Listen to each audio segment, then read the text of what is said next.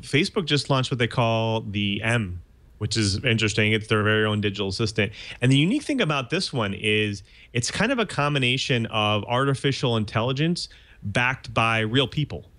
So the idea here is when you ask it a question, it's no longer a digital assistant. There's an actual assistant there. That's right. Yeah. So exactly. Wait a minute. We seem to be going backwards. Is this like the Amazon thing? Where is there a guy in a box just looking? Well, it's like the Amazon thing, right? Right. There's a hamster in the wheel, right? And he's running. All right. So wait, what is this?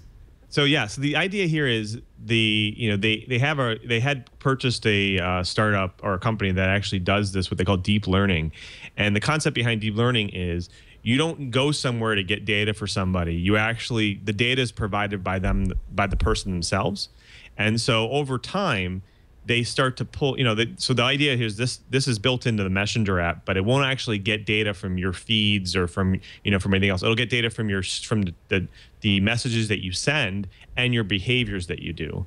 And so the idea here is they use that information then to make it more useful to you later on. So up front, in order to make it more useful, they use this backing of real people. And the idea is there's a team that sits there. And so if you say, hey, give me a restaurant that's close to here, or give me a customer service person over here, it will actually use a combination of artificial intelligence and a combination of real people, so deciding on whether it's good or not.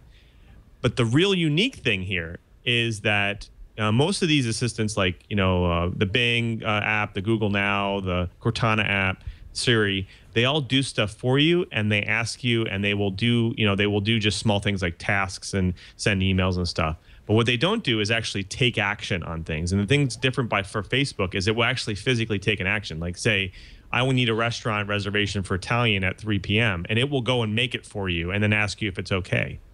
So that's kind of the unique derivative behind it, and that's where kind of the human factor comes into it. Right, and that's a very interesting concept of having a virtual assistant that doesn't have as long of a memory as, say, Cortana or Siri. It's not really poking back into the history of your data. It's just looking at what you're providing it at the moment. Could be an interesting trend.